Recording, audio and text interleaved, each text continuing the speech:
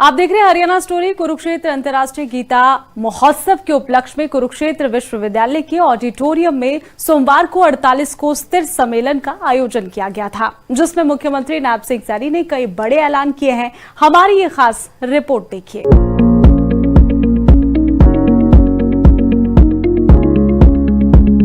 कुरुक्षेत्र अंतर्राष्ट्रीय गीता महोत्सव के उपलक्ष्य में कुरुक्षेत्र विश्वविद्यालय के ऑडिटोरियम में सोमवार को 48 कोस तीर्थ सम्मेलन का आयोजन किया गया, जिसमें बतौर मुख्य अतिथि मुख्यमंत्री नायब सिंह सैनी ने शिरकत की। उन्होंने कहा कि तीर्थ सम्मेलन में 48 कोस तीर्थों के दर्शन कर अभिभूत हूँ।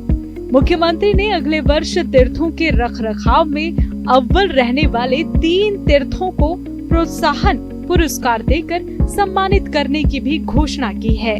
साथ ही कहा है कि प्रदेश सरकार का प्रयास है कि ब्रज की 48 कोस यात्रा की ही तर्ज पर 48 कोस कुरुक्षेत्र भूमि स्थित तीर्थों की यात्रा शुरू की जाए।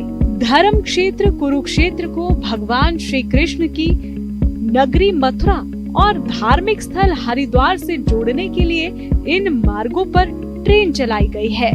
केंद्र सरकार के पर्यटन मंत्रालय की ओर से स्वदेश दर्शन स्कीम के तहत विभिन्न तीर्थों पर विकास कार्य करवाए जा रहे हैं। इस सक्रिट के तहत 48 कोस की परिधि में स्थित 134 स्थानों पर पर्यटन स्थलों के रूप में इसे विकसित करना होगा। मुख्यमंत्री ने क्या कुछ कहा, आपको सुनवाते हैं। आज का ये पावन पर्व मार्गशीर्ष शुक्ल मोक्षदा एकादशी का है। हम सब जानते भी हैं कि ये हम सबको ये गौरव प्राप्त है दुनिया में कि इस पवित्र भूमि से 5163 वर्ष पहले भगवान श्री कृष्ण ने अर्जुन के माध्यम से मानव मात्र को गीता का, कर्म का, ज्ञान का संदेश दिया। स्वामी ज्ञानानंद जी ने कहा कि तीर्थों को विकसित करने के लिए सरकार के साथ साथ तीर्थ समितियों को भी आगे आने की आवश्यकता है।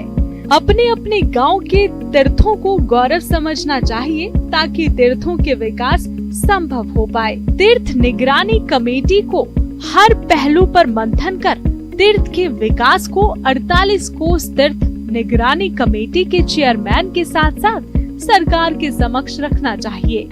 पूर्व राज्य मंत्री सुभाष सुधा ने भी संबोधित किया। केडीबी मादन सचिव उपेंद्र सिंघल ने कहा कि 48 कोस में 367 में से 182 तीर्थों की पहचान कर विकसित किया जा रहा है।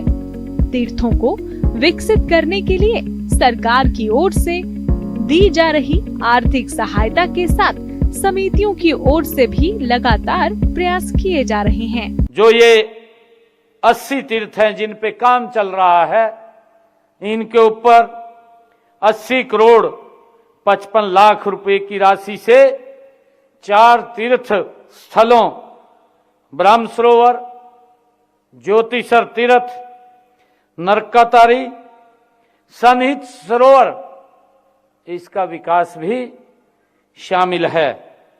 और इसके अलावा कुरुक्षेत्र शहर के इंफ्रास्ट्रक्चर का विकास कर रहे यहां आने वाले श्रद्धालुओं और पर्यटक। तीर्थ सम्मेलन में अधिकतर तीर्थों पर पानी निकासी की समस्या को दूर करने के लिए तीर्थ समिति सदस्यों ने मुख्यमंत्री से आह्वान किया। इसी के साथ 48 कोस तीर्थों के सभी गेट पर एक जैसे बनाने की मांग भी रखी।